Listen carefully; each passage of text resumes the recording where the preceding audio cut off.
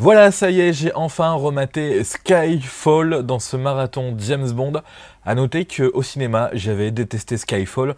Pourquoi? Bah, j'avais vu avant Quantum of Solace, j'avais été déçu et on m'avait dit non mais Skyfall, ils se sont vraiment rattrapés, là ça va le faire, c'est génial Skyfall, c'est super, sauf que j'avais été déçu grave.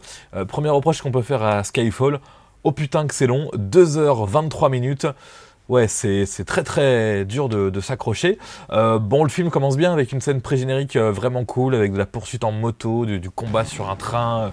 Non, franchement, là, il n'y a rien à dire. Après, bon, c'est un petit peu long à démarrer. On était en Turquie pour la scène pré-générique. On va se retrouver à Londres, où il fait gris, où il pleut, parce qu'on pense que James Bond est mort, alors tout le monde est triste. Il va y avoir vite un petit attentat du côté du MI6, et James Bond va revenir avant de partir du côté de la Chine. En Chine, c'est magnifique. On a James Bond qui va aller dans un casino avec un petit bateau et tout.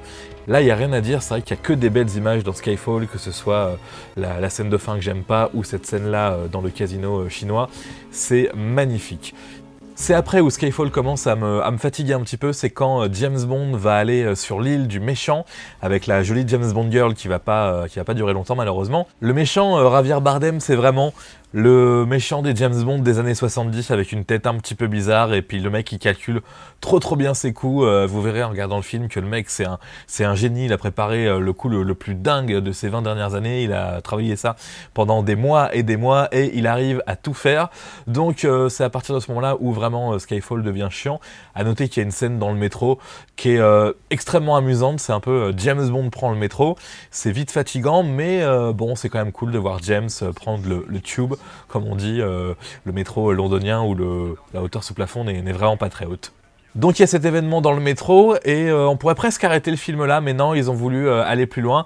Et là, James Bond va protéger la patronne du MI6 qui est la cible, en l'emmenant chez lui dans sa bonne vieille maison qui s'appelle Skyfall. C'est un manoir en Écosse, là où a grandi James Bond, et on se dit mais James, pourquoi tu emmènes cette femme pour la protéger dans ce vieux manoir? C'est un très mauvais choix. Surtout qu'arrivé une fois là-bas, ils ont 2 fusils de chasse pour se défendre des méchants qui, eux, ont des pistolets fusils mitrailleurs avec des hélicoptères et tout, c'est la folie. Et on se dit, mais James, appelle le FBI, appelle le MI6, appelle la CIA. Et ben non, il va se battre contre les méchants avec ses 2 fusils de chasse et un vieux papy barbu.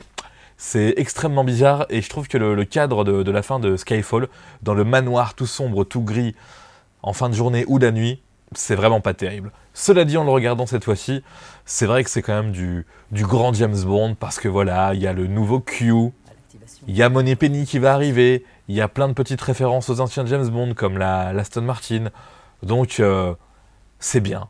C'est quand même bien, il faut le dire. Skyfall, par contre, on le sent passer, c'est très long. Là, je vais aller voir l'avant-première de Spectre, et j'espère que ce sera différent, plus rapide, plus rythmé, et pas une scène de fin dans un manoir, s'il vous plaît. Non, pas ça.